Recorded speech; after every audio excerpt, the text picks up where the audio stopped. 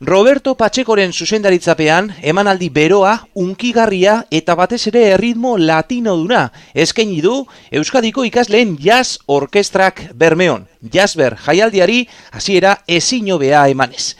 Jazz orkestrak teknika, improvisazioa eta pasioa erakutsi zuen taulaganean eta horren erakusgarri kafe antzokira bertaratu ziren zaletuen txalo zaparradak.